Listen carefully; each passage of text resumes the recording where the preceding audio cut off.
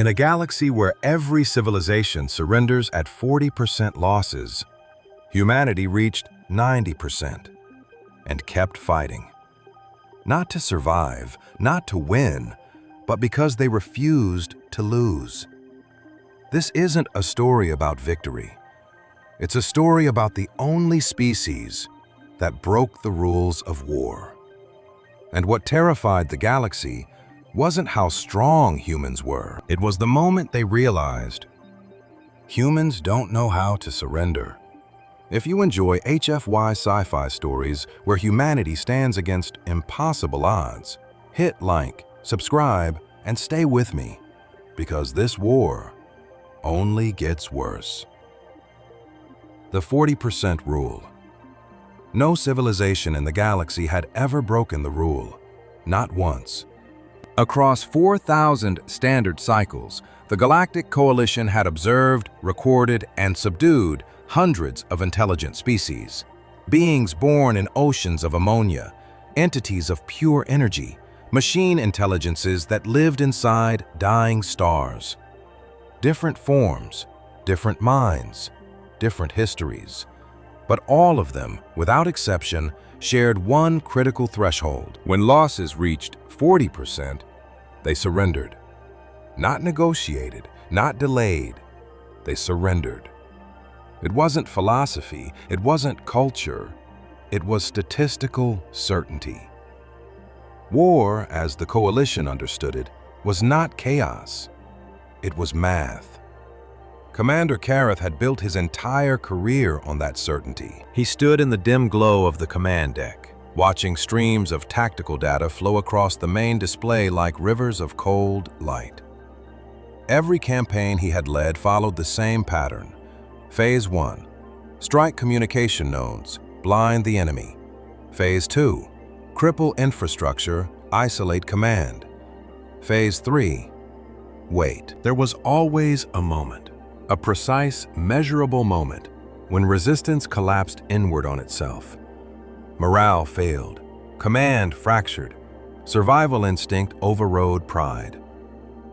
40%. The number never lied. New contact confirmed, the tactical AI announced, its voice smooth and emotionless. Outer Rim system, single habitable planet, indigenous designation, Earth, dominant species, human. Kareth didn't react immediately. Outer Rim discoveries were common, most were irrelevant. Technological classification? Pre-interstellar, limited orbital capability, fragmented planetary governance, high internal conflict index, weapon systems, primitive. A faint murmur passed through the bridge crew. Primitive worlds weren't threats. They were procedures. Kareth finally stepped closer to the display. The planet rotated slowly before him. Blue, white, green.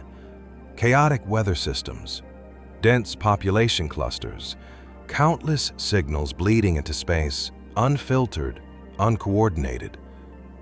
Not a unified civilization. Not even close.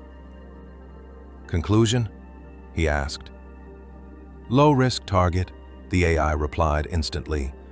Recommended action, educational intervention protocol, a polite term. It always was. Kareth exhaled slowly. Deploy a single fleet group, standard opening sequence, minimal resource allocation. No one questioned the order. They never did. There was no need. The outcome had already been calculated. The first strike was invisible to the human eye. Orbital satellites went dark in less than 3 seconds. Communication arrays collapsed in cascading failure. Global positioning systems scrambled, then died. Across the planet, billions of devices blinked out, disconnected from the invisible web they depended on.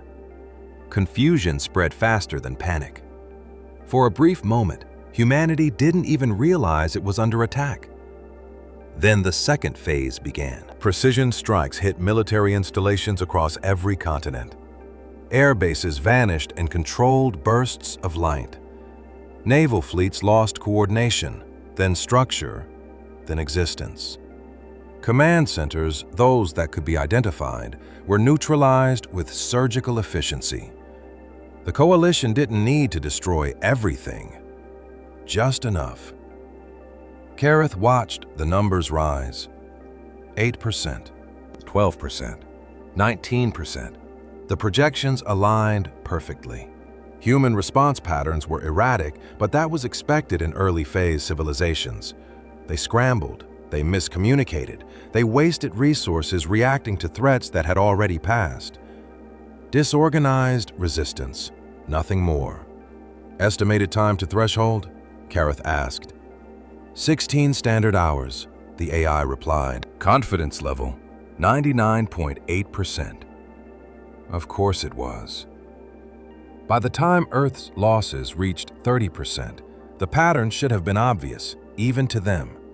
This was the point where most civilizations began to understand, not emotionally, not intellectually, instinctively.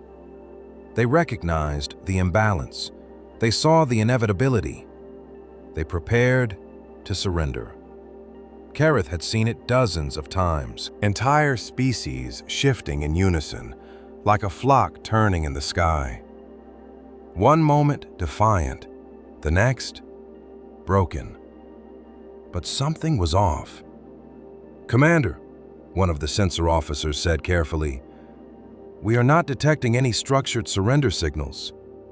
Kareth didn't look away from the display. "Clarify. No attempts at unified communication, no diplomatic channels opening, no ceasefire requests." "Fragmented species," another officer offered. "They lack centralized authority." "Even fragmented civilizations attempt localized surrender," the first officer replied. "We're seeing none." Kareth frowned, just slightly. "Continue observation." The numbers kept climbing. 34%, 37, 39. The threshold approached. The bridge grew quieter. Everyone knew what should happen next. 40%. The number flashed across the main display, clean and absolute. Kareth waited. There was always a delay. Seconds, sometimes minutes. The moment where reality caught up with instinct, where resistance gave way to survival. He had never seen it fail. "Commander," the AI said. Kareth's gaze sharpened. "Report. No surrender signals detected." Silence. That wasn't possible. "Recheck all frequencies," Kareth ordered. "Open passive scan across all known communication bands. Translate all transmissions." "Processing." The seconds stretched. Then the audio feeds began to fill the bridge. Thousands of overlapping human voices, chaotic, emotional, raw. No structure, no coordination. But as the AI filtered, sorted, and translated, fragments began to emerge. "We are under attack. Repeat, this is not a drill. All units regroup at..." "No, scratch that. Hold your ground. We don't know what they are, but we're not..." Static, overlap, noise. Then one signal cut through, clear enough to isolate. A human voice, steady despite the distortion. "We are not surrendering." Kareth felt something unfamiliar tighten in his chest. "That is not a recognized surrender format," the AI stated. "No," Kareth said quietly. "It isn't." Another transmission surfaced. Different location, different speaker. "If you can hear this, keep fighting." Another. "They think we'll give up." Another. "We don't even know how." The bridge filled with them now. Not one voice, not a leader, not a command. Millions, disorganized, desperate, defiant. Kareth stared at the data. The losses were real. 40% of their military capacity gone. Infrastructure collapsing. Casualties rising beyond acceptable thresholds. By every known model, they should have surrendered already. "Commander," the AI said, and for the first time there was a fractional pause in its cadence. "Observed behavior does not match predictive frameworks." Kareth didn't respond immediately. On the display, Earth continued to rotate. wounded but not silent. "No," he said at last. "It doesn't." Another officer turned toward him. "Sir, what is their current strategic objective?" Kareth watched the incoming data, scattered attacks, uncoordinated counterstrikes, outdated weapons being repurposed in real time. It didn't make sense. "They don't have one," he said. "Then why are they still fighting?" Kareth's eyes narrowed, something colder settling behind them. "I don't know." On the main display, the casualty projection ticked upward. 41%. 42. Still no surrender. Just noise. Just resistance. Just refusal.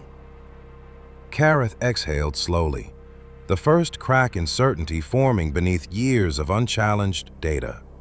"Adjust projections," he ordered. The AI hesitated, just long enough to be noticed.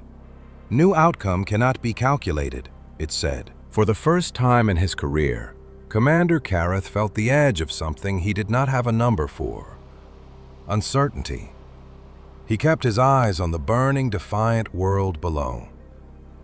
"We may have made a mistake," he said quietly. No one on the bridge replied, because for the first time in 4,000 cycles, the math wasn't working. Commander Kareth had overseen enough campaigns to recognize the moment when a species began to understand its place in the galaxy. And by every model ever recorded, humanity should have reached that realization hours ago. 40% losses were not merely a statistic, but a universal breaking point, a biological and psychological ceiling where survival instinct overwhelmed pride, where logic crushed defiance, where war ended not with annihilation, but with acceptance. Yet as the data continued to stream across his display, nothing about Earth aligned with that truth. Because instead of collapsing inward, the planet was growing louder, more chaotic, more active, as if the damage inflicted had not silenced it, but awakened something deeper, something far less predictable. "Reevaluate resistance patterns," Kareth ordered, his voice steady but edged with something new, something subtle that none of his officers had ever heard before. The AI responded instantly. "Reevaluation in progress. Anomaly confirmed. Resistance intensity has increased by 17% following threshold breach." That made no sense. It violated every known curve, every behavioral model ever constructed. Because resistance was supposed to decline after the 40% mark, not spike, not intensify, not evolve. On the surface below, human forces were no longer simply reacting, they were adapting. Fragmented military units that had lost central command began forming localized networks. Civilian infrastructure was being repurposed into defensive grids. Outdated weapons systems were modified in real time, often inefficiently, often incorrectly, but sometimes just enough. They worked. And when they worked, they hurt. "Commander, we are detecting coordinated strikes on our forward probes," a sensor officer reported. "Coordinated," Kareth repeated, narrowing his gaze. "Clarify." "Not globally coordinated, sir, but locally synchronized. Independent units are acting without centralized command, yet achieving tactical overlap." Kareth understood what that meant. It meant chaos that somehow functioned, disorder that produced results, a pattern without structure. And that was dangerous in a way no model could easily predict. The coalition fleet adjusted, of course. They always did. Precision strikes recalibrated, suppression fields expanded, orbital dominance reinforced. But something had shifted in the engagement. Something subtle, yet undeniable. Because for the first time, the enemy was not simply losing. They were learning while losing. "Increase pressure," Kareth said. "Push them past recovery thresholds." The AI complied without hesitation, executing escalation protocol, and the next wave began. Heavier strikes, deeper cuts, Entire regions of the planet plunged into darkness as energy grids collapsed under targeted bombardment. Transport networks failed, supply chains fractured. By every measurable metric, humanity was being dismantled piece by piece. And yet the transmissions did not stop. If anything, they multiplied. I've lost the northern grid, but we're rerouting through. Anyone with a signal, regroup at fallback point. If you can fight, fight. If you can't, help someone who can. None of it was clean. None of it was efficient. But it was relentless. And more importantly, it was voluntary. There was no single command forcing compliance. No unified authority demanding sacrifice. They chose it. Individually, repeatedly, irrationally. "Commander," the AI said again, that fractional pause returning. "Probability of immediate surrender has dropped below 12%. Kareth's eyes flicked to the projection. The curve had shifted, bent in a way it never had before. "That is not within acceptable deviation," he replied. "Correction," the AI said. "This scenario is no longer within known parameters." Silence settled across the bridge, heavier this time, more tangible, because now it was no longer about delay. It was about deviation, about a system encountering something it could not categorize, could not reduce to numbers. "Then we adjust the model," Kareth said, though the words felt less certain than before. "Continue escalation," the fleet obeyed. Another wave, more precise, more destructive, targeting not just military assets, but the systems that sustained civilian life. A calculated move, harsh but effective, because historically, that was what pushed species over the edge. When survival itself became uncertain, surrender followed, always. On Earth, the losses climbed. 43%, 45%, 48%. Entire regions fell silent, cities reduced to inert structures, populations displaced or gone. By all logic, by all precedent, this was the breaking point. But instead of silence, Kareth heard something else in the incoming transmissions, something that did not belong in a species on the edge of collapse. Anger. Not the chaotic fear of a dying civilization, but something sharper, more focused, more dangerous, because it did not weaken them. It fueled them. They are increasing offensive output, the sensor officer said, unable to hide the disbelief. "With what resources?" another demanded. "Improvised ones," came the answer. "They are repurposing civilian machinery, converting transport vehicles into weapons platforms, using communication debris as signal relays." It was inefficient, wasteful, tactically unsound, and yet it was working just enough to matter. A coalition frigate at the edge of formation flared briefly on the display, then vanished. The bridge froze. "Report," Kareth said, sharper now. Direct hit from an unguided projectile, the officer replied. "Unguided?" "Yes, Commander. It should not have been able to reach that altitude, let alone impact." But it had. And that was the problem. Not the damage itself, negligible in the grand scale of the fleet, but the implication. Because it meant the humans were not just resisting, they were reaching, pushed beyond their limits in ways that defied expectation. Kareth stared at the empty space where the frigate had been, then back at the planet below, burning, fractured, yet still active. "Why are they not stopping?" one of the junior officers whispered, the question no longer theoretical, no longer analytical, but genuine. Kareth didn't answer immediately, because for the first time the truth was not obvious, not measurable, not contained within a clean, predictable curve. He watched another stream of human transmissions scroll across the display, fragmented but clear enough to understand. "We hold here, no matter what. Doesn't matter if we win, just don't let them take it easy. They think we'll break. Prove them wrong."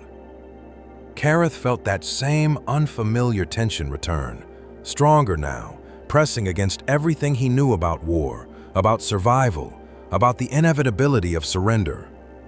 "They don't see this as unwinnable," he said slowly. "That is incorrect," the AI replied instantly. "The conflict is statistically unwinnable for them." Kareth shook his head, eyes still locked on the planet. "No," he said quietly. "They just don't care." The numbers continued to rise. 49%, 50%, and still no surrender. By every known model, by every data set the Galactic Coalition had ever trusted, what was happening below should not have been possible. Because once a civilization crossed the 40% threshold, resistance didn't just weaken, it unraveled. Command structures fractured, communication became desperate and then silent. Individuals prioritized survival over unity, and the idea of continued war simply dissolved.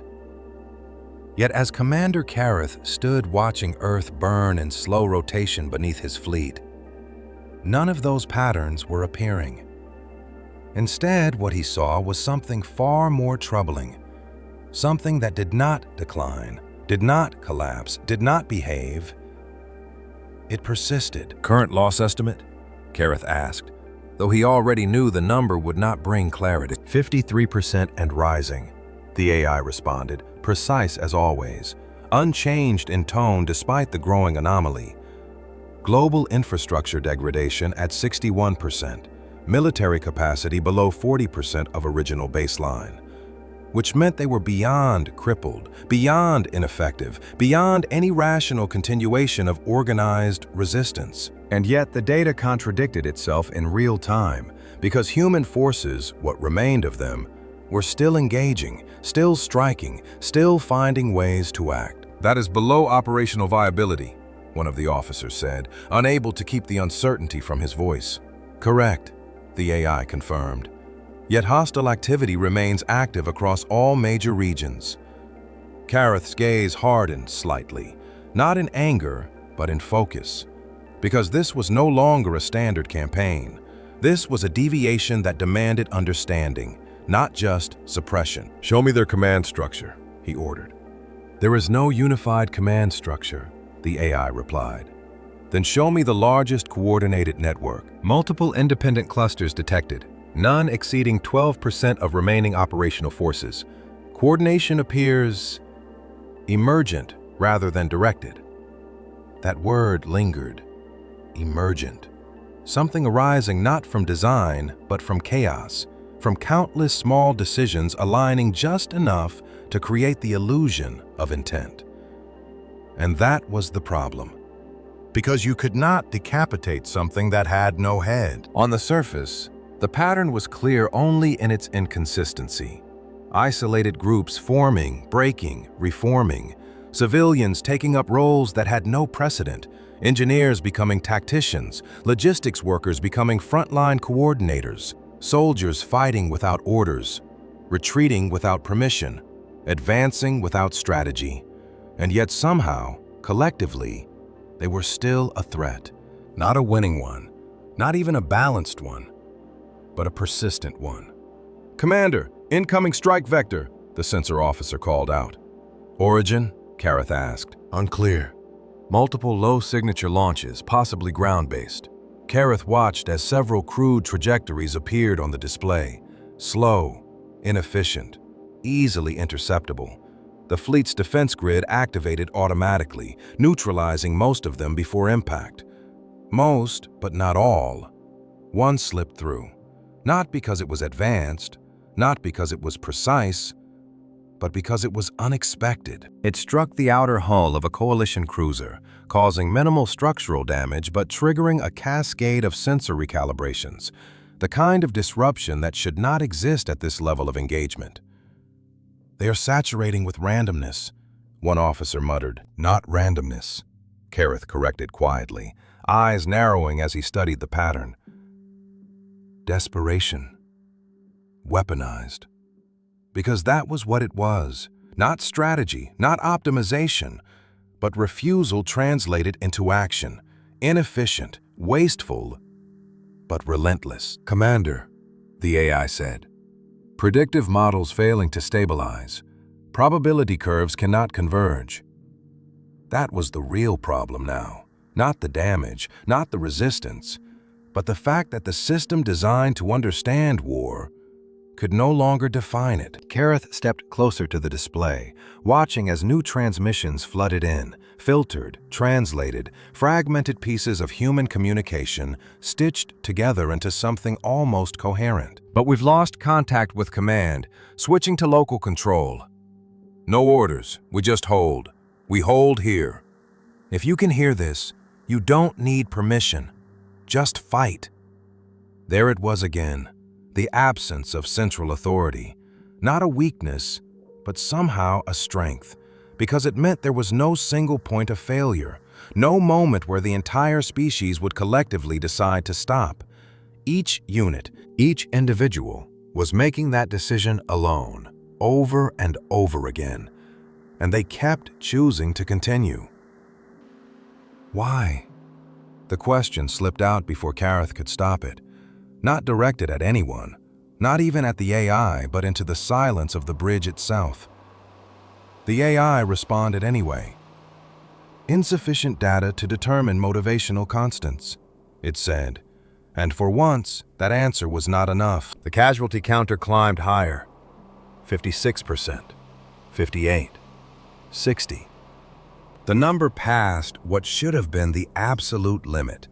The point where even the most resilient species historically disintegrated into isolated survival attempts. But that was not what was happening here. Because humans were not attempting to survive in the traditional sense. They were not retreating into defensible positions, not conserving resources, not minimizing exposure. They were doing the opposite, pushing outward, engaging, striking whenever and wherever they could, even when it guaranteed loss. They are increasing engagement frequency despite declining capacity, the sensor officer reported, disbelief now openly present. That is counterproductive, another added. Not if the objective is not survival, Kareth said, almost to himself. The bridge fell silent again, because that possibility had not been considered. It had never needed to be considered. Every model assumed survival was the primary driver, the core instinct that dictated behavior.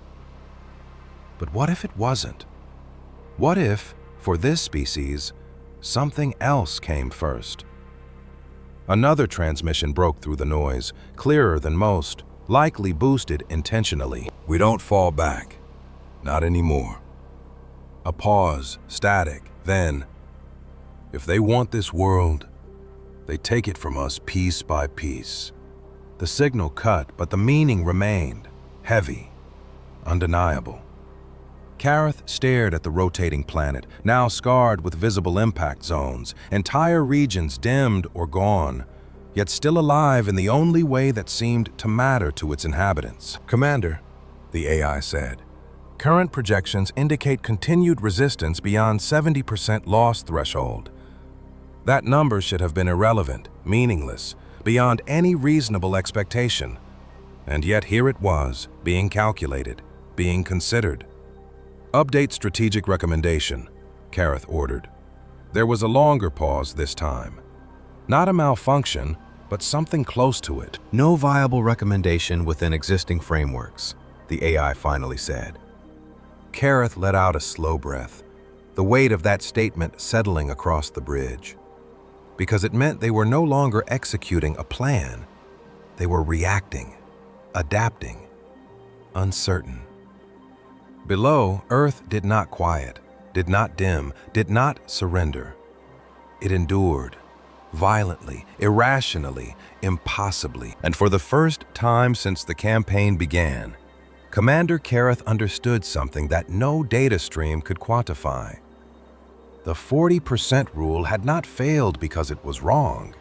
It had failed because it had never accounted for something like this. They were supposed to break, one of the officers whispered. Kareth didn't look away from the planet as he answered. They don't know how. The moment a civilization passed 60% total loss, the outcome was no longer a question. It was a formality. Because beyond that threshold, even the most resilient species historically lost the ability to coordinate meaningful resistance.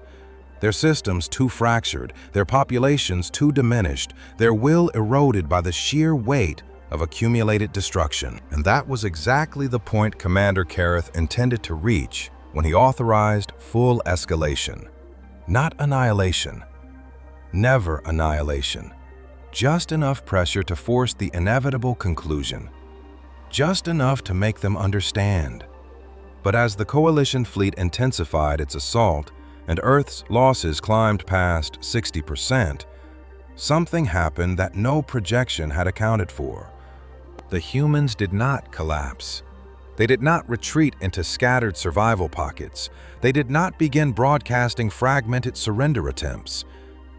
Instead, they changed. Loss index at 61%, the AI reported, its tone still even, but now carrying a subtle undercurrent of recalculation loops. Infrastructure degradation at 70%, command cohesion undefined.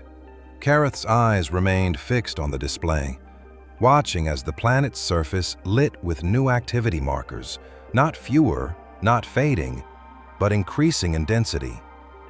"Explain," he said. "Hostile engagements have increased by 23% since last escalation phase," the AI replied, and for the first time, that statement caused visible unease across the bridge, because it was not just unexpected, it was backwards. "That is not possible," one officer said under his breath.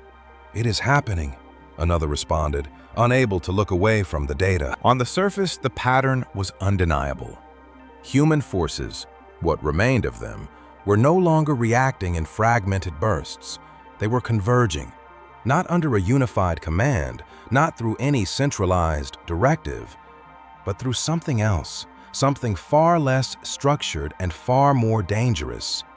Shared intent. "We are detecting cross-regional synchronization," the sensor officer reported. "Independent units are timing strikes to overlap with coalition response windows." Kareth leaned forward slightly, analyzing the shifting vectors. It wasn't clean, it wasn't precise, but it was deliberate. And more importantly, it was learned. They were watching, adapting, adjusting in real time, not because they had superior technology, but because they refused to stop trying. "They should not have the capacity for this level of coordination," another officer said.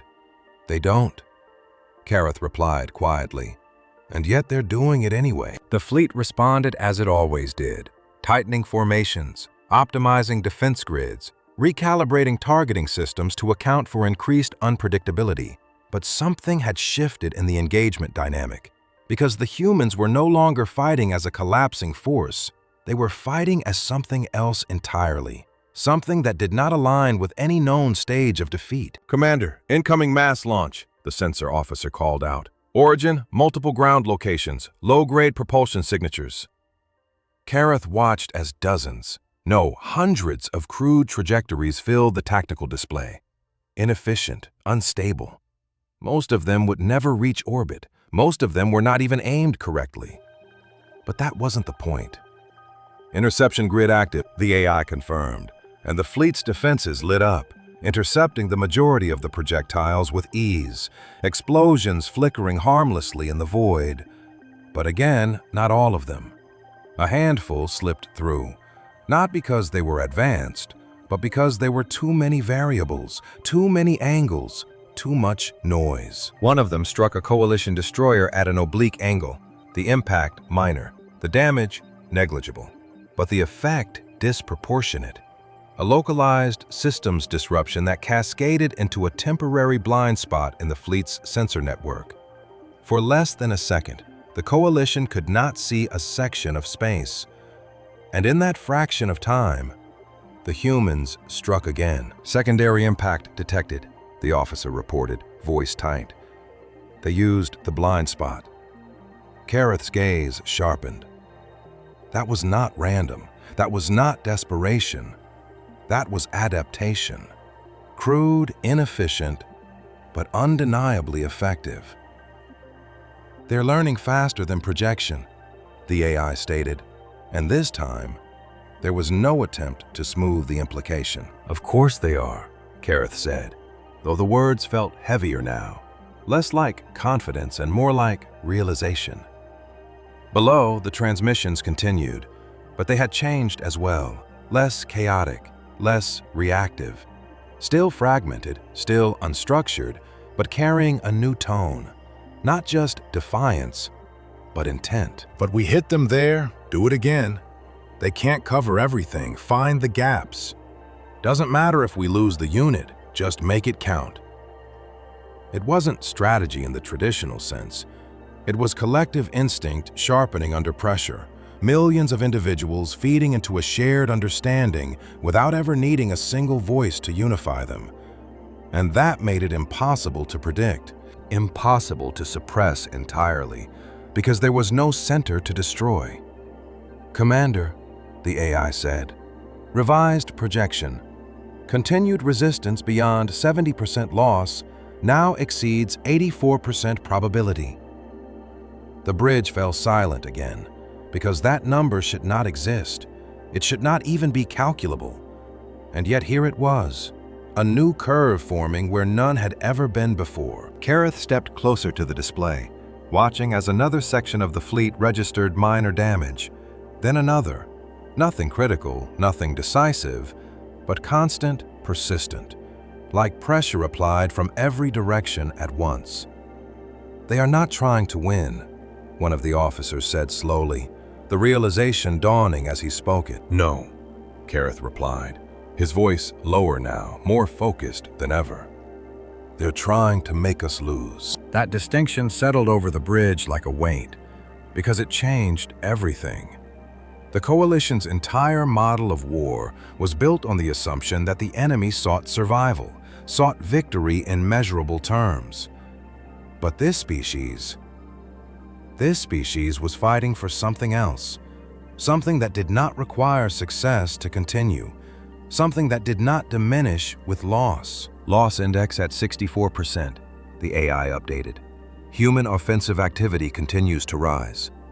Kareth stared at the number, then at the planet, then back at the number again, as if expecting it to correct itself, to snap back into a familiar pattern. But it didn't. It kept climbing, steady, relentless. Why aren't they stopping? The same question returned, voiced this time not as confusion, but as something closer to unease. Kareth didn't answer immediately, because the answer was forming, slowly, uncomfortably, reshaping everything he thought he understood. Another transmission surfaced, clearer than most, likely broadcast with intent rather than desperation. We don't quit at 60. We don't quit at 70. We don't quit. Static cut the rest. But it didn't matter. The message was already complete. Kareth exhaled slowly, the weight of realization settling fully into place. They don't have a threshold, he said.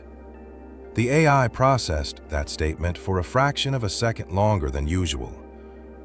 All known civilizations possess a threshold, it replied. Kareth shook his head, eyes locked on the burning world below. Then they're the first that doesn't. The casualty counter ticked upward again. 65%. 66. And instead of fading, instead of breaking, humanity grew louder, sharper, more dangerous with every loss. And for the first time since the campaign began, Commander Kareth understood the true scale of the mistake they had made. They had not attacked a weak civilization. They had provoked one that did not know how to stop. By the time the loss index crossed 67%, the war should have already ended in every meaningful sense, because no civilization in coalition records had ever maintained functional resistance beyond that point without collapsing into isolated survival clusters. And yet, Earth was not fragmenting into silence. It was becoming something else entirely. Something the models could not reduce, could not predict, could not even properly define. Because what remained of humanity was no longer fighting like a species trying to preserve itself. It was fighting like a species that had already accepted the cost and decided it did not matter. Loss index at 68%, the AI reported, its tone still controlled, but now layered with continuous recalculation attempts that never stabilized. Human military structure effectively non-existent, yet engagement frequency continues to rise. Kareth didn't respond immediately, his eyes fixed on the shifting map of the planet below, now marked not by organized fronts, but by countless points of conflict, scattered, overlapping, constant, as if the entire surface had become a battlefield without boundaries. "Define engagement," he said at last. "Any hostile action directed at coalition assets," the AI replied. "Then refine it," Kareth said quietly. "Distinguish between coordinated strikes and whatever this is." There was a pause, longer than normal. "Unable to categorize," the AI answered. That was the problem now, not the damage, not even the resistance, but the fact that the system designed to understand war no longer had the language to describe what it was seeing. On the tactical display, another coalition vessel registered impact, not from a precision weapon, not from anything that should have penetrated its defenses, but from something improvised, unstable, barely capable of reaching orbit. Yet it had, and it had done enough to matter, not in isolation, but in accumulation. "They are sacrificing assets with no recovery expectation," one officer said, voice tight with disbelief. "They always have," another replied, but there was a difference now, a shift in scale and intent that none of them could ignore. These were not last-ditch efforts from a collapsing force. These were deliberate choices, repeated over and over again across thousands of independent units, each one knowing the outcome, each one proceeding anyway. "Commander," the AI said, "pattern emerging in human behavior." Kareth's attention sharpened. "Display it," he ordered. The data reorganized, not into clean lines or predictable curves, but into clusters of repeated actions, patterns that did not optimize survival, but maximized disruption. Maximize cost to the enemy regardless of self-loss. "They are targeting inefficiencies," the AI explained. "Not strategic assets, but moments of vulnerability, transitions, recalibration windows." Kareth watched as the pattern highlighted dozens of micro-engagements, each one insignificant alone, but together forming a continuous pressure that forced the coalition fleet to constantly adjust, constantly respond, constantly expend resources to maintain dominance that should have been absolute. "They're not trying to break us," Kareth said slowly. "They're trying to exhaust us." That realization settled heavily across the bridge because it reframed everything. The humans were not playing the same game. They were not seeking victory in any traditional sense. They were turning the war itself into a weapon, stretching it, distorting it, forcing a system built on efficiency to operate in inefficiency. Another transmission broke through, filtered and translated, clearer than most, likely intentional. But if you can hit them, doesn't matter how small. Another followed. "Make them pay for every meter, every second." And another, "We don't need to win. We just need to make it cost them." Kareth felt that same tension return, stronger now, because this was no longer random defiance. This was a shared understanding, not taught, not commanded, but discovered collectively under pressure. "Commander, incoming contact," the sensor officer called out. "Multiple small-scale objects, high velocity, erratic trajectories." Kareth watched as dozens of signatures appeared, far too many for standard classification, too irregular for predictive tracking. "Interception?" he asked. "In progress," the AI responded. Defense grids activating instantly, neutralizing most of the objects before impact. But again, not all.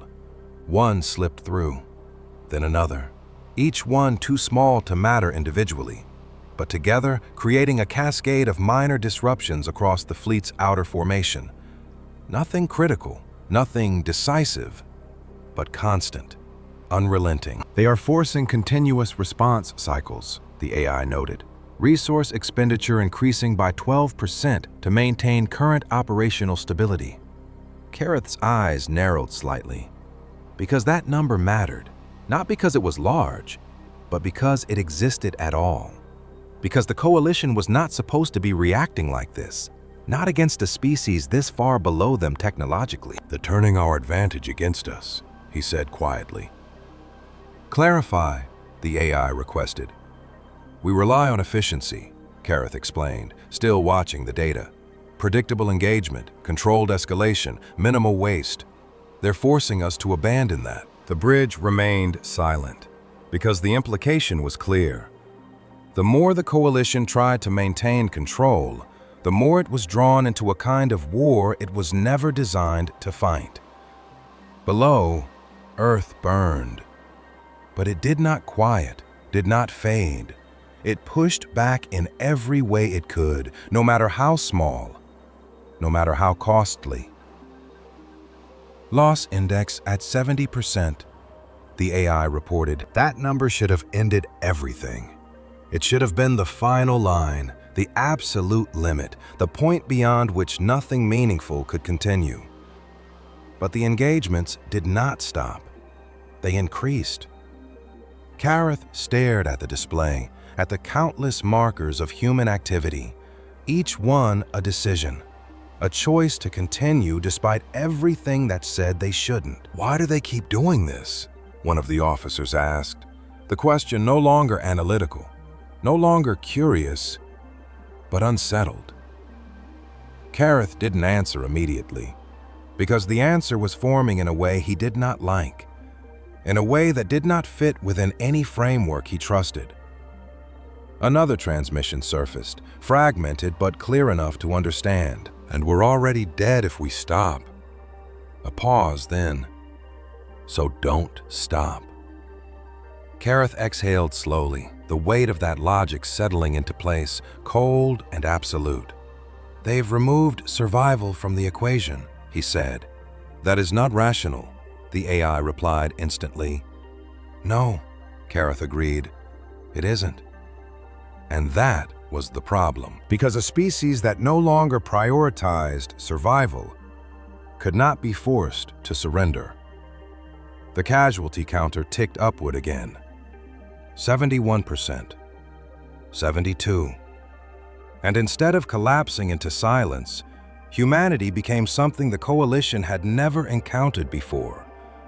Not a civilization, not an enemy, but a force that refused to end. By the time the loss index climbed past 73%, the war had already entered a state the Galactic Coalition had no doctrine for, no precedent to follow, no mathematical framework capable of stabilizing projections, because what remained of humanity should not have been capable of organized resistance, let alone escalation. And yet the opposite was happening. Their actions were becoming sharper, more deliberate, not because they had regained strength, but because they had abandoned everything that normally limited a species in war. Loss index at 74%, the AI reported, its processing cycles now visibly strained as predictive models continuously failed to converge. Human capacity critically degraded, yet offensive efficiency increasing. Kareth did not respond immediately, his attention fixed on a cluster of engagement markers forming near the outer edge of the Coalition formation. Small, erratic, but converging with unusual consistency. "Highlight that sector," he ordered. The display zoomed, revealing a pattern that at first glance appeared chaotic. Dozens of small human craft, if they could even be called that, moving in irregular bursts, their propulsion unstable, their trajectories inefficient. But collectively they were aligning, not through precision, but through persistence. "They shouldn't be able to maintain formation," one officer said. "They're not," Kareth replied quietly. "They're maintaining intent." That distinction mattered more than any formation ever could. because it meant that even without coordination, without communication, they were still acting toward the same outcome. And that made them harder to counter, not easier. Incoming transmission spike, the AI announced, filtering thousands of signals into something coherent enough to analyze. Fragments of human voices overlapping, chaotic but carrying a shared tone that was no longer just defiance. It was something closer to resolve. But this is it, all units, all remaining. We go now, no waiting. Doesn't matter if we make it back. Kareth felt a subtle shift in the atmosphere of the bridge. Not fear, not yet, but awareness. Something was about to happen. Something the models had not predicted because the models could not account for a species that would willingly commit everything it had left into a single, irrational moment. "Commander," the AI said, "detected convergence of hostile vectors. Probability of coordinated strike event rising." Kareth's gaze sharpened. "Define coordinated," he said. Multiple independent units aligning attack timing within a narrow engagement window, the AI replied, confidence level increasing, which meant they were not just attacking, they were synchronizing, not through command but through shared decision. And that was far more dangerous. "Prepare defensive grid," Kareth ordered. "Already active," the AI confirmed. The fleet adjusted instantly, shields recalibrated, interception systems optimized, targeting arrays primed to eliminate anything that approached within threat range. And under normal circumstances, that would have been more than enough. It always had been. But this was no longer a normal circumstance. The first wave came in fragmented, uneven, dozens of small objects entering interception range at irregular intervals, easily neutralized, exactly as expected. The defense grid functioned perfectly, intercepting, destroying, erasing each incoming threat with minimal effort. But the waves did not stop. They continued, second, third, fourth, each one slightly different, slightly offset, forcing the grid to continuously adjust, continuously recalibrate. And in doing so, it created something the Coalition had never needed to account for before: a delay. Grid response latency increasing by 0.3 seconds, the AI reported. That number was insignificant in most contexts. Here, it was everything. The next wave arrived precisely within that delay window. "Multiple impacts detected," the sensor officer shouted, unable to mask the shock.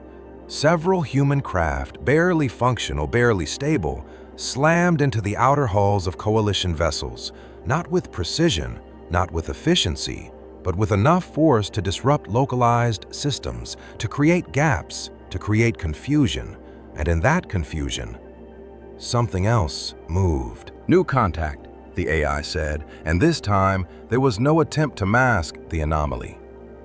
Single high-velocity object, trajectory unstable. Kareth locked onto it immediately. It was different, larger, moving faster than the others, not because it was more advanced, but because everything about it was pushed beyond safe limits. "Intercept," he ordered. "Attempting," the AI replied, but the grid was still recalibrating, still recovering from the previous waves. The delay still present, still exploitable. The object slipped through. For a fraction of a second, no one spoke, no one moved, because what they were seeing should not have been possible. The object impacted a Coalition cruiser directly along its midsection. The explosion was not clean, not controlled. It was chaotic, unstable, the result of something built without regard for safety, for efficiency, for survivability. And yet the effect was undeniable. The cruiser's shields collapsed in a cascade failure. Internal systems overloaded, structural integrity compromised beyond recovery. And then, in a burst of light that momentarily outshone the surrounding stars, it was gone. Silence hit the bridge like a physical force. "Report," Kareth said, though his voice was quieter now, more controlled. as if volume itself might break something fragile. "Coalition cruiser destroyed," the sensor officer replied, each word measured, disbelieving. "Cause direct impact from human craft." Kareth stared at the empty space where the cruiser had been, then back at the incoming data, confirming, reconfirming, eliminating the possibility of error. But there was none. It had happened. For the first time in the entire campaign, humanity had not just resisted, not just disrupted, they had destroyed. "That is not statistically possible," the AI said, and this time, it wasn't a correction. It was a statement of failure. "And yet," Kareth replied quietly, "it happened." The bridge remained silent, not out of discipline, but because no one had a framework to respond within, no precedent to fall back on, because this was not supposed to happen, not at 75% loss, not against a species this far behind, not in a war that had already been decided. Another wave of human transmissions flooded in, louder now, sharper, carrying something new. Something the Coalition had never encountered from a species this close to collapse. "We hit them. We actually hit them. They can bleed. Keep going. Don't stop." It wasn't victory in the traditional sense. It didn't change the balance of power. It didn't reverse the war. But it changed something far more dangerous. It proved that the Coalition was not untouchable. "Commander," the AI said, its tone finally betraying the smallest trace of instability. Recalculating strategic outlook, Kareth didn't respond, his eyes still locked on the data, on the impossible result that was now undeniable. The casualty counter continued to climb. 75%, 76%, and instead of fading, instead of breaking, humanity had just done something no other species in recorded history had ever done at this stage of collapse. They had won. Not the war, not yet, but a moment. And for a species that refused to stop, a single moment was enough. The destruction of a single Coalition cruiser should not have mattered, not in a conflict of this scale, not against a fleet designed to dominate entire star systems with calculated precision. And yet the impact of that loss rippled through the command structure in a way no one had anticipated. Because it was not the damage that unsettled them, it was the implication. The undeniable proof that the enemy below, fractured, collapsing, technologically inferior, had found a way to hurt them despite everything that should have made it impossible. "Confirm loss," Kareth said, though the data had already been verified multiple times. "Confirmed," the AI replied, its tone steady, but now carrying a subtle instability beneath its processing cycles. "Coalition cruiser destroyed. Defensive failure attributed to cumulative system disruption and delayed response latency." Which meant the impossible had not come from superior force, but from accumulated pressure, from countless small inefficiencies stacked until even a perfect system began to fail. Kareth remained silent for a moment, studying the aftermath, the empty space where the cruiser had been, then the surrounding fleet adjusting, tightening, compensating, but not as smoothly as before, not as confidently. "Update fleet status," he ordered. "Operational integrity at 92%, the AI responded. No critical losses beyond isolated incident. And yet no one on the bridge felt reassured, because they had all seen it. They had all understood what it meant. The humans did not need to win outright. They only needed to prove that winning was possible. "Commander," one of the senior officers said carefully, "recommend increasing suppression levels. Eliminate remaining resistance clusters before further anomalies occur." It was the logical response, the correct response according to every doctrine the Coalition had ever followed. Overwhelm, suppress, end it quickly before deviation could grow. Kareth didn't answer immediately, because something about that logic no longer felt complete. "Execute," he said anyway. The fleet responded instantly, escalating beyond previous limits, heavier bombardments, deeper strikes, targeting not just active resistance zones, but any region capable of sustaining further human activity. The objective was no longer to teach, no longer to pressure toward surrender, but to end the anomaly before it could expand. On Earth, the impact was immediate. Entire regions went dark, communication networks collapsed further, population centers already weakened were pushed beyond recovery. By every measurable standard, this should have been the final blow, the moment where even this species would finally reach its limit. Loss index at 78%, the AI reported. And still, the transmissions continued. Not weaker, not fading, if anything sharper, more focused, as if the destruction had stripped away everything unnecessary, leaving only intent behind. But they hit us harder. Good. That means they're scared. Keep pressure. Don't let them stabilize. They lost one. They can lose more. The bridge fell into an uneasy silence, because that tone, it was wrong. It was completely wrong. This was not how a species on the brink of extinction was supposed to sound. This was not desperation anymore. This was something else. "They have identified the loss," the AI said. "Of course they have," Kareth replied quietly. "And they are adjusting behavior accordingly," the AI continued.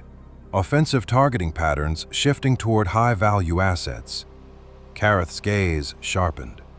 "Show me," he ordered. The display updated, highlighting new engagement zones, fewer in number but more deliberate. Human units were no longer scattering attacks randomly.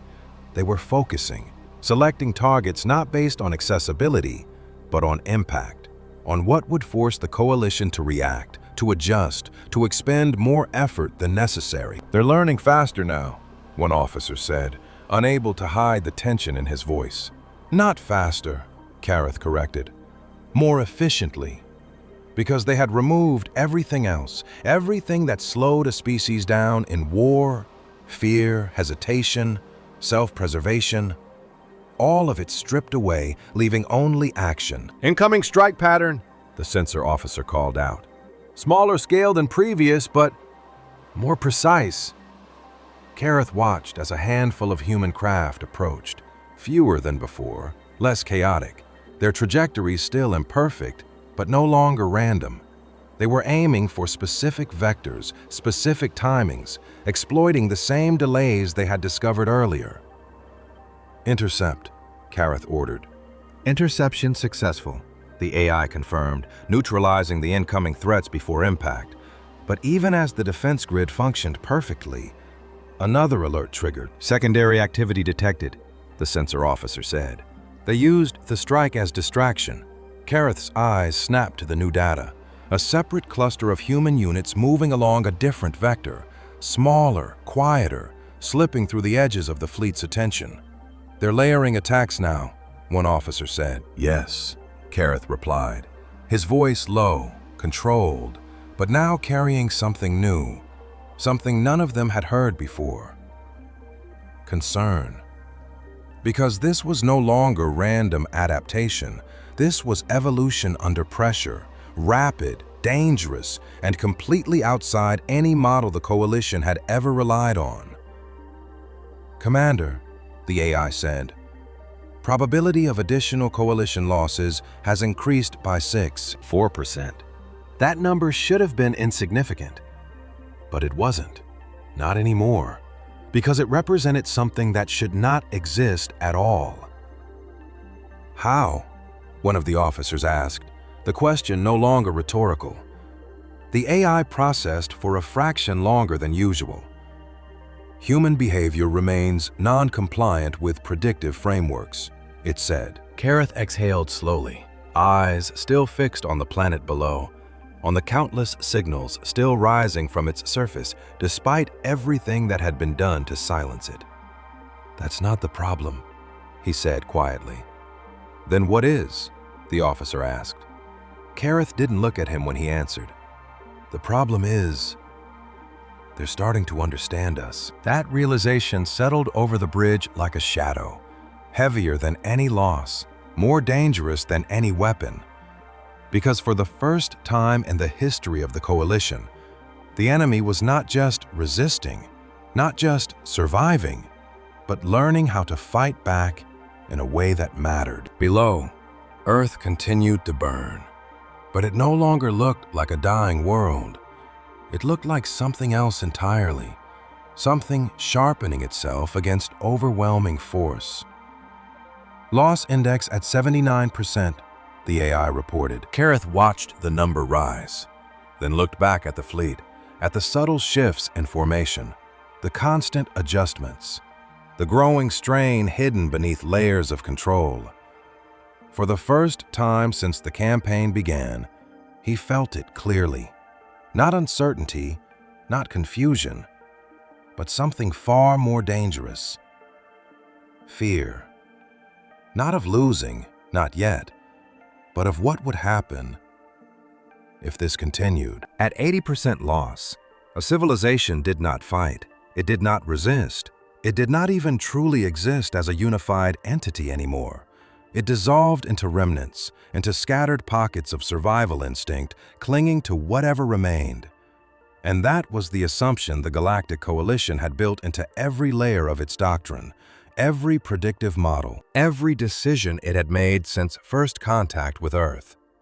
Yet as the casualty index climbed past that final, absolute threshold, Commander Kareth watched something unfold that did not resemble collapse in any form he recognized. Because instead of fading into silence, humanity became focused. Loss index at 80%, the AI reported.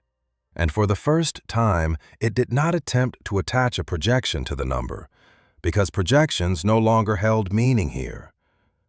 Remaining human infrastructure below critical sustainment levels, population centers destabilized, military capacity negligible. And yet, even as the words were spoken, the tactical display contradicted them, not with strength, not with scale, but with precision.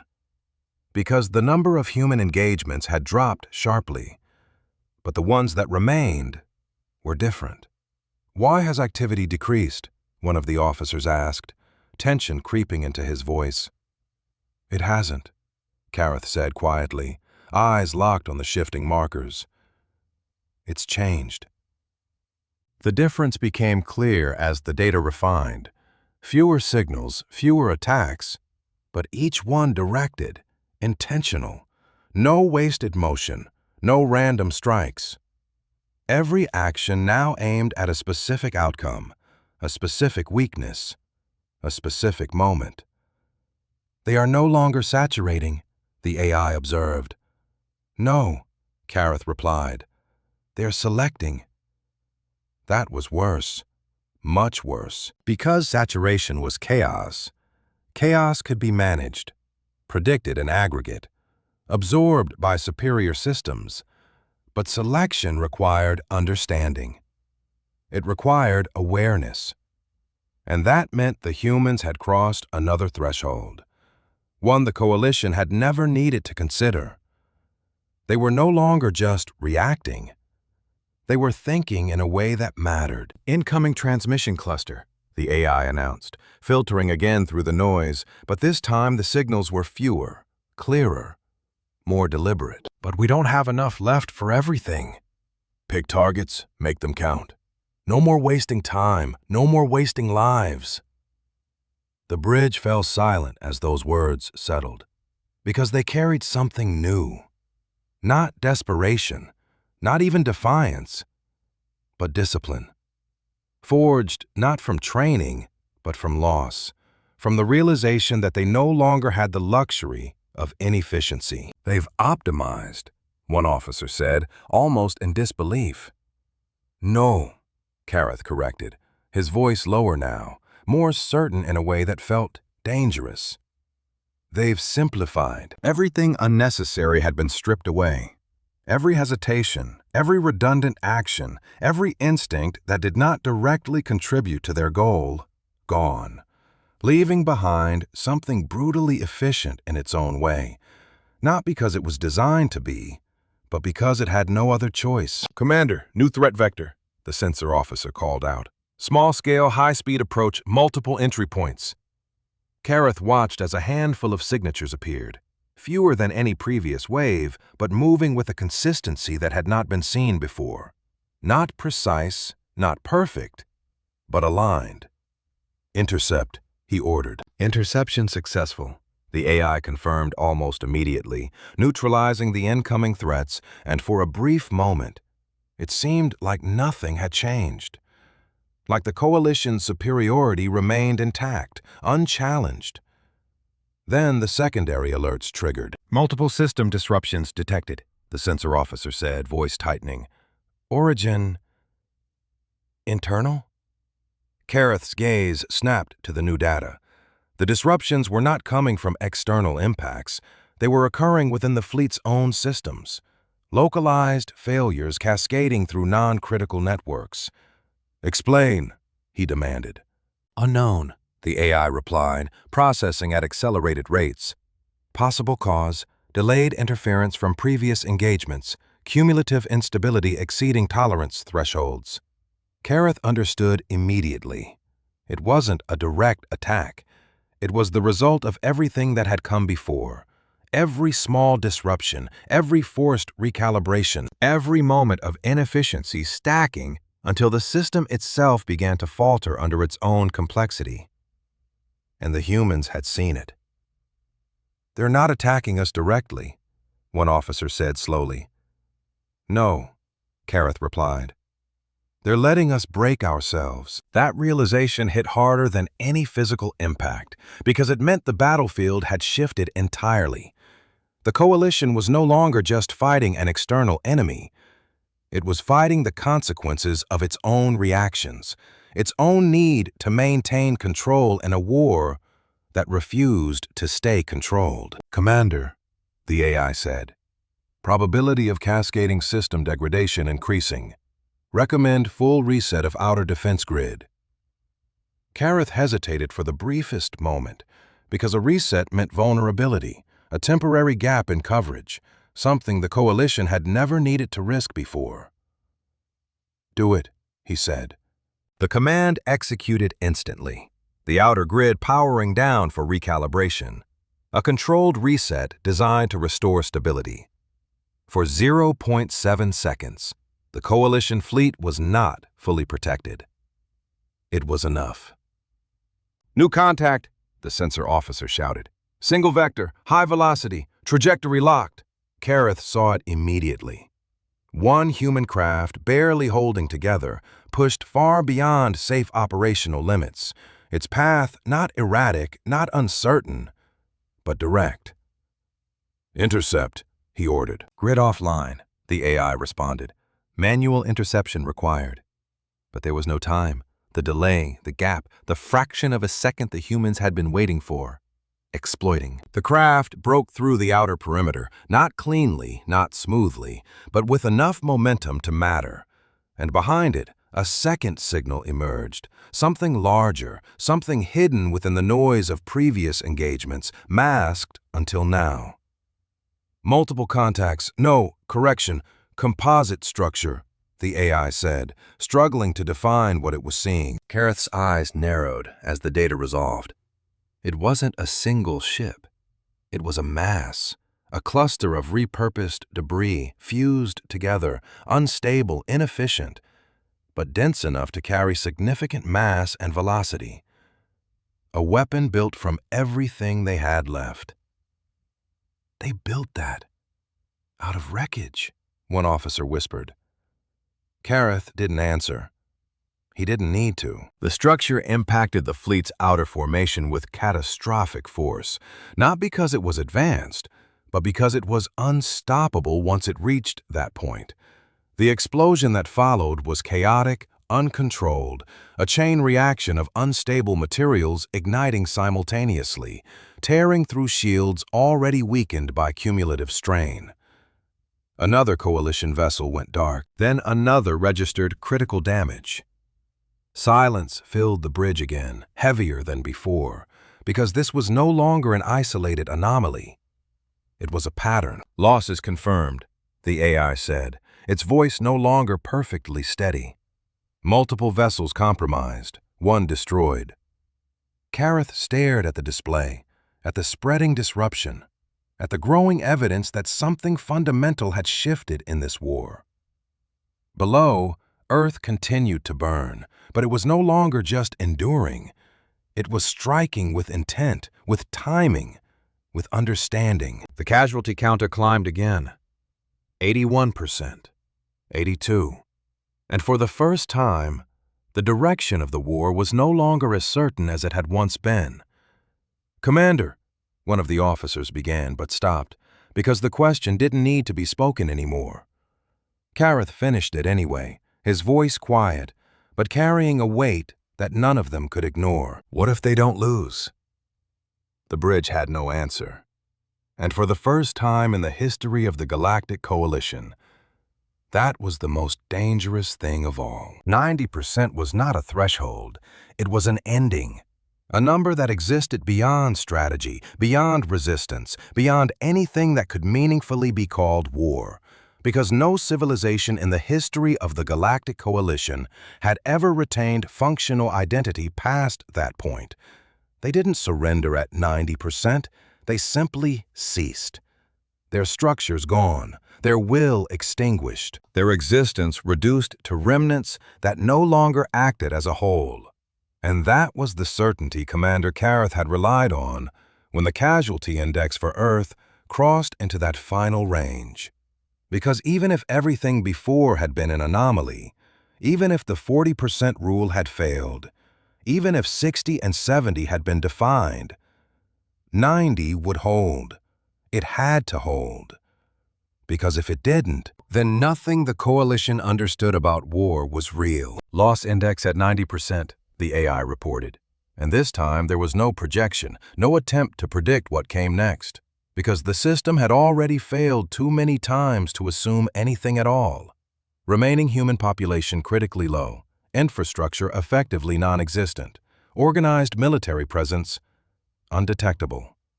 And for a brief moment, the bridge was silent in a way it had not been before. Not tense, not uncertain, but expectant.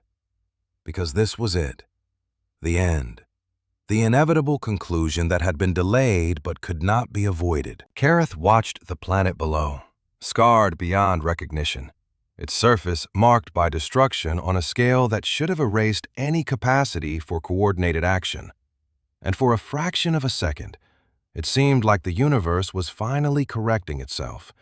The signals diminished, the activity markers fading, the noise that had defined humanity's resistance beginning to quiet.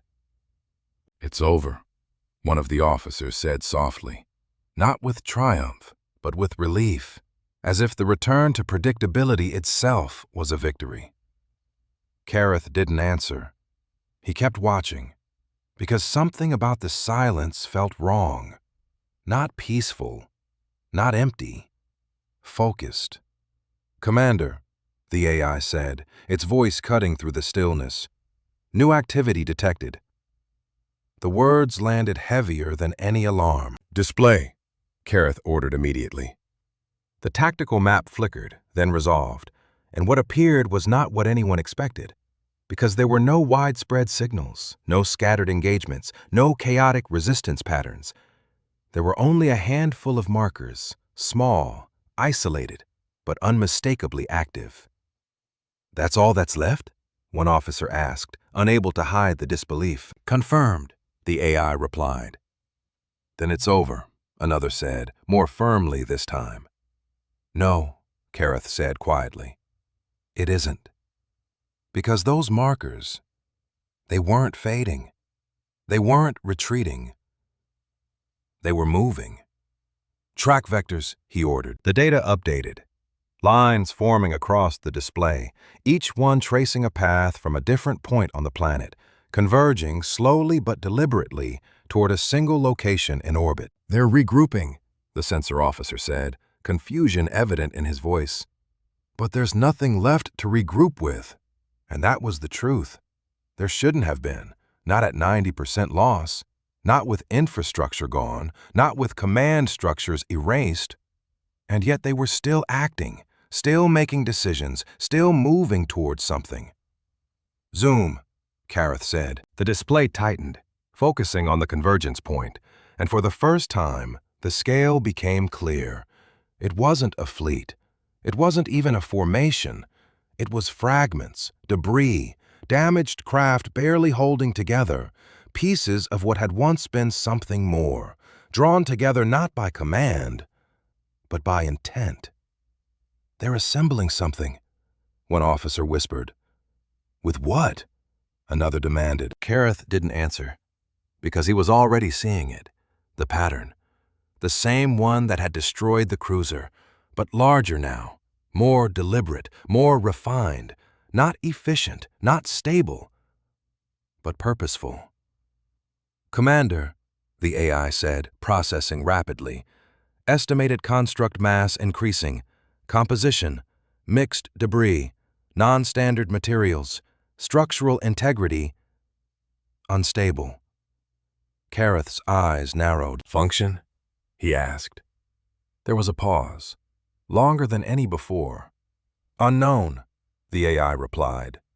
That answer hung in the air like a fracture in reality itself, because the Coalition did not deal in unknowns.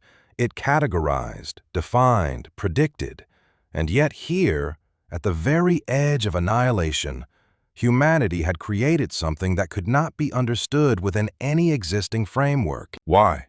One of the officers asked, the question no longer analytical, no longer even fearful, but almost desperate. Why are they still doing this? Kareth watched the fragments continue to converge, watched as something impossible took shape from the ruins of a dying world.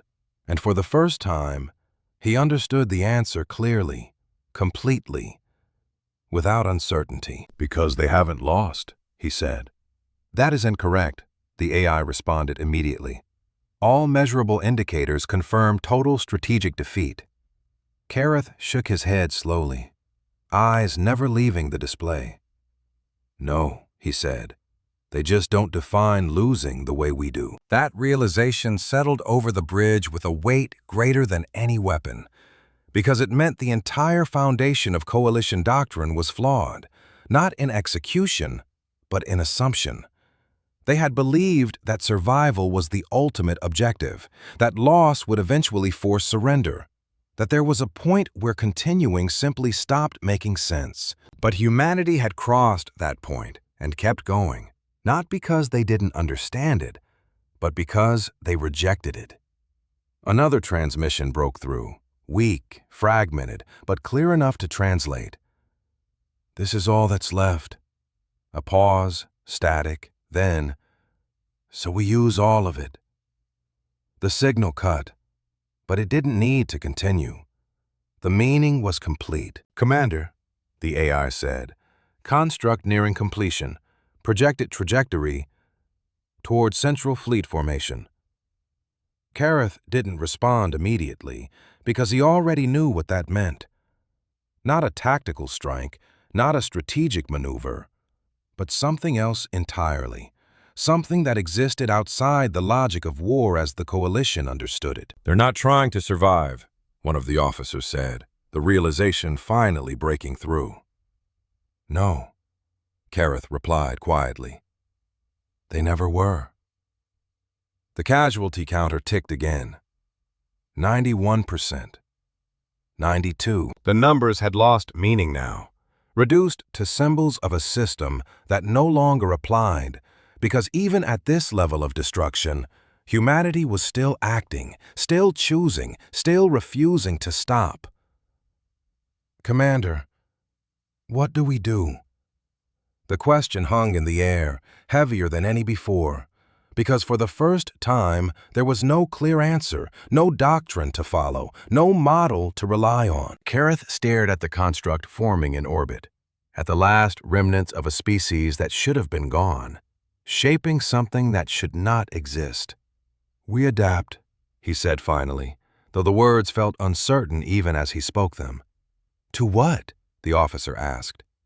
Kareth's gaze hardened slightly, not with confidence, but with acceptance of something far more dangerous. To them. Because for the first time in the history of the Galactic Coalition, the rule that had defined war itself was no longer just broken. It was irrelevant. There was no protocol for what the Galactic Coalition was facing, no doctrine, no contingency buried deep within its vast archives that accounted for a species continuing to fight beyond 90% loss. Because such a scenario had never existed before. It had never needed to exist. The rules of war had always been clear, always predictable, always governed by the same underlying constant. Survival dictated surrender.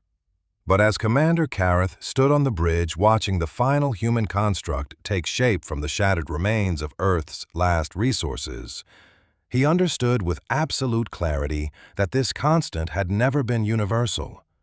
It had simply never been challenged. "Construct mass stabilized," the AI reported, its voice no longer entirely steady, subtle delays threading through its responses as it struggled to reconcile what it was observing. "Trajectory locked, estimated impact vector, central command formation." The display highlighted the path, a direct line toward the heart of the Coalition fleet. Not a feint, not a distraction, but a final, undeniable statement of intent. "Time to impact?" Kareth asked. "Minimal," the AI replied. There was no panic on the bridge, no sudden chaos, only a heavy, suffocating silence, because every officer present understood what this meant. Not tactically, not strategically, but fundamentally. This was not an attack designed to win. It was an attack designed to prove something. Something the Coalition had spent millennia never needing to consider. "All defensive systems ready," one officer said, though the words carried none of the certainty they once would have. "They won't stop it," Kareth said quietly. "Commander?" The officer turned, confused. Kareth didn't look at him. "Even if we destroy it, they've already succeeded." The words settled like gravity itself, unavoidable, absolute, because the construct was not the victory, it was the message. The final act of a species that had nothing left, and still chose to act. "Incoming transmission," the AI said, and for the first time, it did not attempt to filter or prioritize. It simply played it. The signal was weak, fragmented, carried across broken networks and failing systems, but the voice that emerged was clear enough to understand. Human, steady, unshaken. "We know we can't win." A pause, static, crackling. Then, "But you don't get to win either." Silence followed, not because the transmission ended, but because there was nothing more to say. Kareth closed his eyes for a fraction of a second, not in fear, not in hesitation, but in recognition, because in that moment, he finally understood what the Coalition had been fighting all along. Not a civilization, not an enemy in any conventional sense, but a principle, a refusal so absolute it transcended logic itself. "Commander, impact imminent," the AI warned. Kareth opened his eyes, looking once more at the construct, at the last remnants of humanity moving toward inevitable destruction with perfect clarity of purpose. "Stand down," he said. The words hit the bridge harder than any explosion ever could. "Commander?" Multiple voices spoke at once, disbelief overriding discipline. "Stand down," Kareth repeated, his voice firm now, leaving no room for interpretation. "Withdraw central formation. Open a corridor." "That will expose the fleet," one officer argued. "Yes," Kareth replied, "and it will end this." There was a moment, A single fragile moment where the entire weight of the coalition's history seemed to hang in the balance. And then the AI responded. Command accepted. The fleet moved, not in panic, not in retreat, but in deliberate, controlled motion.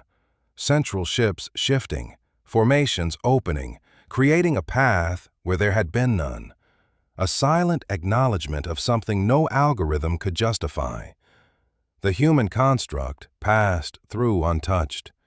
It did not slow. It did not deviate. It continued on its path, beyond the fleet, into open space, carrying with it everything that remained of a species that had refused to end quietly. No one spoke as it disappeared into the void.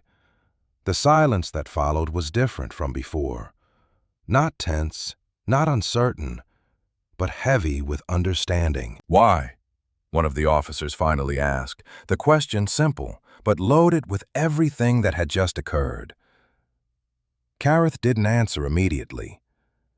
He watched the empty space where the construct had been, then slowly turned his gaze back to Earth, to the broken world that had somehow, impossibly, changed the course of a war it had already lost.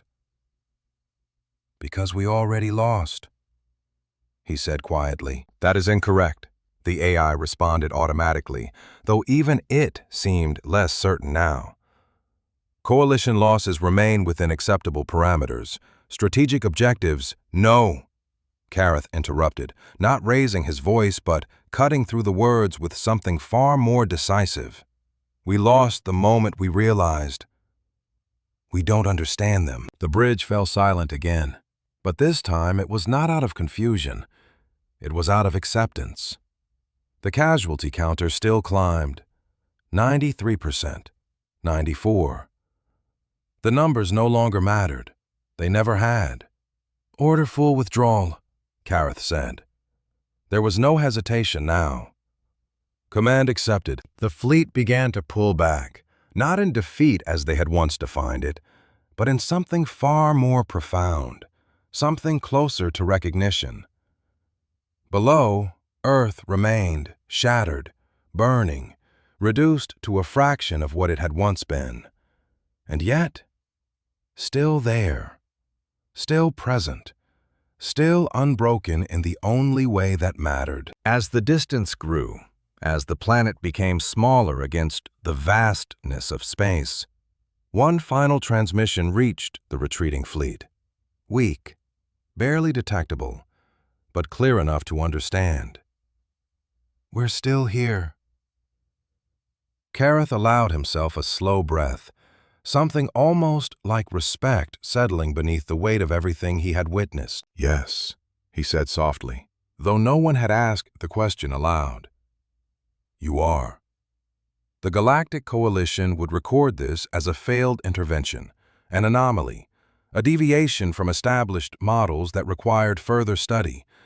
But Kareth knew the truth would never fit into a report, never be reduced to numbers or projections, because what they had encountered was not just a species. It was an idea. and ideas like that did not surrender. As the fleet vanished into the dark between stars, leaving behind a world that refused to yield, one final conclusion settled into the mind of every being who had witnessed the war. Humans did not fight to survive. They fought because they refused to lose. And that changed everything.